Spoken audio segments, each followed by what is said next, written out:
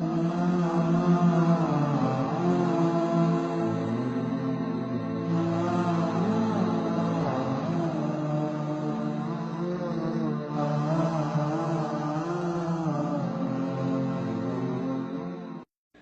আমাদের সমাজে বিবাহটা কঠিন হয়ে গেছে আর জেনা ব্যভিচার সহজ হয়ে গেছে। কারণ যেই সমাজে বিবাহ কঠিন হয়ে যায় সেই সমাজে জেনা ব্যভিচার সহজ হয়ে যায়। রাসূল সাল্লাল্লাহু আলাইহি ওয়াসাল্লাম মুসলিম যুবকদের চরিত্রকে হেফাজত করার জন্য তরুণ সমাজকে বিবাহের প্রতি উদ্বুদ্ধ করেছেন। রাসূল সাল্লাল্লাহু আলাইহি ওয়াসাল্লাম বলেন, মান কানা যা তাওলিন ফালইয়ানকিহ, তোমাদের মধ্য থেকে যার সামর্থ্য রয়েছে সে যাতে বিয়ে করে নেয়। অন্য হাদিসে বর্ণিত হয়েছে, রাসূল সাল্লাল্লাহু আলাইহি ওয়াসাল্লাম যুবকদের লক্ষ্য করে বলেন, ইয়া মা'আশারাশ শাবাব মান ইসতাতা'a মিনকুমুল বাআতা ফালইয়াতাযাওয়াজ ফাইন্নাহু আগাদ্দু লিল বাসার ওয়া আহসানু লিল ফারাজ। হে যুব সম্প্রদায়, তোমাদের মধ্য থেকে যারা খরচ বহনে সক্ষম তারা যেন বিয়ে করে নেয়, কেননা বিয়ে হচ্ছে দৃষ্টির হেফাজতকারী ও লজ্জাস্থানকে সংরক্ষণকারী। আমাদের সমাজের বাবা মায়েরা যদি প্রাপ্ত বয়সে ছেলে সন্তানদের বিবাহের ব্যবস্থা করত, তাহলে ছেলে সন্তান চরিত্রবান হতো, ছেলে সন্তান দায়িত্বশীল হতো, তারা জেনা ব্যভিচারের দিকে পা বাড়াতো না, তারা ধর্ষক হতো না।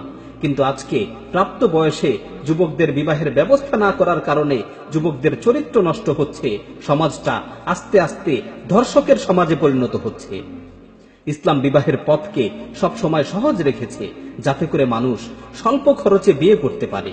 রাসূল সাল্লাল্লাহু আলাইহি ওয়াসাল্লাম বলেন, ইন্না আ'যামান নিকাহি বারাকাতান আইসারুহু মু'নাহ, নিশ্চয়ই ওই বিবাহ অধিক বরকতপূর্ণ যেই বিবাহে মোহর কম পরিমাণ ধার্য করা হয়, যেই বিবাহে মোহর কম ধার্য করা হয়। অন্য হাদিসের মধ্যে এসেছে, খায়রুন নিকাহি আইসারাহু, ওই বিবাহ হচ্ছে সর্বোত্তম যেটা করতে সহজ, অর্থাৎ যেই বিবাহের মাঝে খরচ কম সেই বিবাহ হচ্ছে সর্বোত্তম বিবাহ। আমাদের সমাজে আজকে বিয়েটাকে অনেক ব্যয়বহুল বানিয়ে ফেলা হয়েছে, যার ফলে ইচ্ছা থাকলেও যুবকরা বিয়ে করতে পারছে না। কারণ বিয়ের নাম নিলেই লক্ষ লক্ষ টাকার হিসাব কষতে হয়। অথচ রাসূল সাল্লাল্লাহু আলাইহি ওয়াসাল্লামের জামানায় বিবাহটা একেবারেই স্বাভাবিক বিষয় ছিল।